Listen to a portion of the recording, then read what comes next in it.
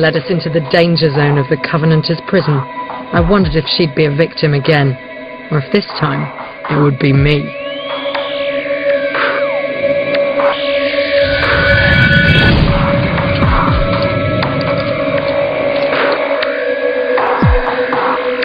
I'm going to tell you how to avoid the blackouts, because it's actually very easy to do. A poltergeist will act as a predator. It will try to single somebody out from the crowd, separate them from the crowd, and that's when it will attack, which is why I've asked you to stand close together.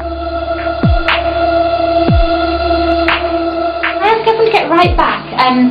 The attacks often seem to happen near the gates, which is where I'm making sure I stand. Whatever had affected Karen before seemed to be affecting her again, because after only a few minutes inside the tomb, she started to look uncomfortable. Breathe aside. Are you okay, Helen? Are you sure? You just moved? Yeah, I'm just cold legs. Cold legs? Okay. Are you okay standing where you are there, yeah? Just let me know if you want to. Yeah, that's fine. Okay, now the weird thing is, I said to that group that night, and I always say to my tour parties, if you wake up in the morning with scratches or bruises on you, then you need to get out. No, I'm okay, no. Are you sure? Travelling, it's only up to my knees, it's alright. Were you better there where you were before? No, I'm alright now. Okay. And he said they hadn't been there before as well. Now, to be fair, the man didn't come in to see us, so I don't know for certain he was telling the truth, but he did sound really sincere on the phone, and I believed him. Are you okay? It wasn't long before Karen was so disturbed by something that she felt she had to get out and left the tomb in tears. Okay, so that was weird. Karen just felt really like she had to get out there. She said there was a feeling of coldness creeping up her legs, and she felt threatened and she wanted to get out, and she was crying, and she didn't really want to be filmed anymore either, so she's gone now. As the rest of the group wandered off, I took the chance to spend a few minutes alone in the tomb.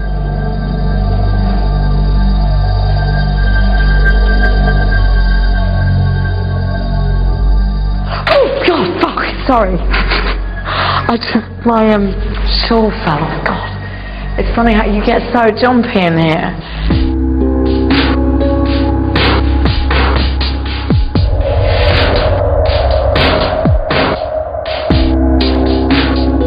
I do feel kind of a pins and needles sort of feeling all up my back. It's quite a distinct feeling. Actually, it's a weirdly distinct feeling. It's kind of like that feeling, you know, when there's a weird moment, like in a movie or something, when, like, I don't know what it is. It's that feeling like being hosed down with hot treacle. Like when something happens and you get that sort of real visceral reaction to it. I do feel like that. Oh, I hesitate to use the word energy, but it does feel funny in there.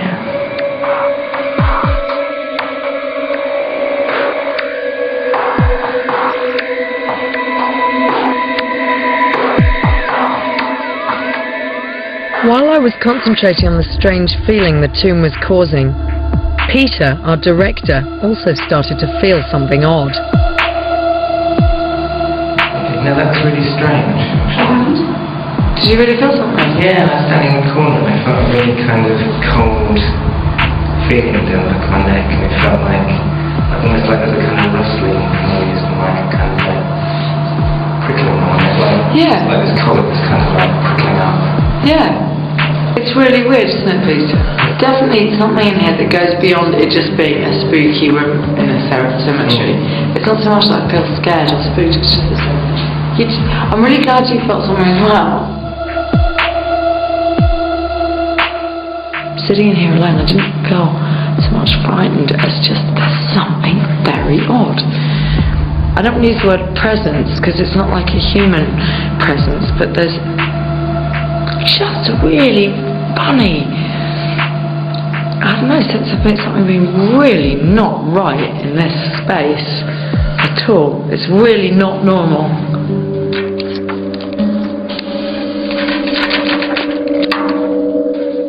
There were definitely strange things happening in the Covenanters' prison, but were they anything to do with a poltergeist? Some research suggests that low-frequency sound, called infrasound, that's too low for human ears to register, can cause that creeping feeling and sense of presence that Peter and I experienced. So perhaps the acoustics of the tombs were creating natural infrasound. But what about the blackouts? Were they really poltergeist attacks, or just a type of mass hysteria brought on by the victim's expectations and the guide's suggestions of an attack? It's not impossible. In 1993, 150 people fainted at a Cairo railway station because of a false rumour they'd heard that something was causing other people to faint. For now, though, it remains a mystery. Although I have a feeling that while the Mackenzie poltergeist continues to draw in the crowds, nobody's in too much of a hurry to solve the enigma. The same could not be said for Bonnie in New England, who was getting increasingly desperate for a solution.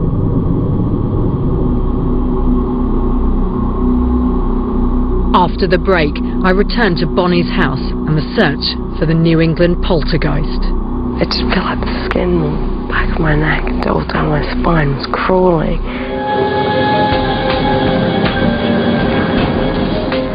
I returned to New England to find Bonnie still apparently suffering from disturbing poltergeist activity, yet more determined than ever to understand its cause and rid her house of the problem permanently.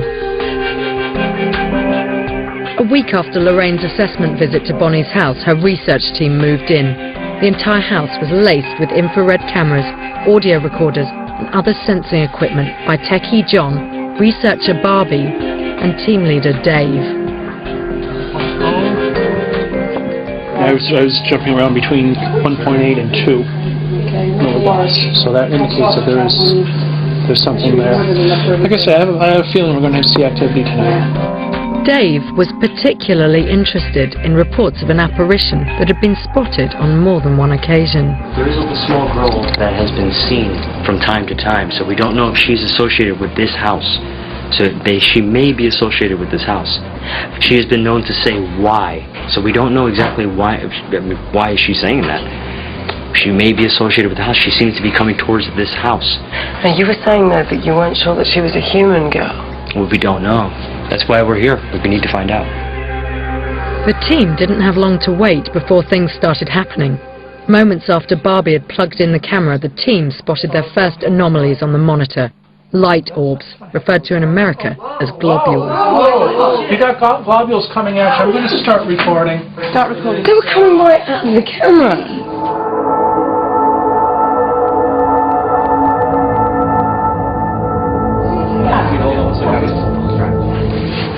It smells like ozone? It smells like after lightning in room Barbie's in now. Ozone. Dave? What's going on? Barbie said she just felt like somebody was standing behind her. Oh, it's what she's seeing. She's seeing shadows. Barb's mom's coming up to visit with you.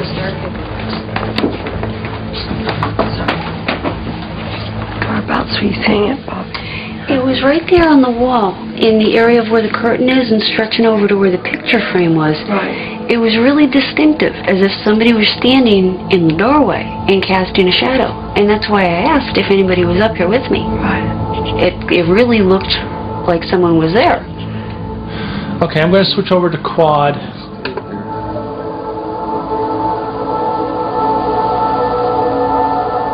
Oh, a globule, Barbie. A nice bright globule just came up from the couch, came right at you. And was a good solid white. Oh, okay, another one. Okay, another one just went. Oh, holy smokes! You okay, Jane? Yeah. Which direction are they coming from? Looks like they're coming from right where the lamp is. What they're seeing downstairs are globules, and they seem to be coming from the area of the lamp.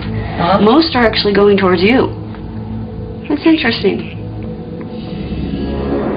While Barbie and I had been upstairs, Dave was monitoring the sound equipment, and he was keen for us to hear the unexplained noises that had been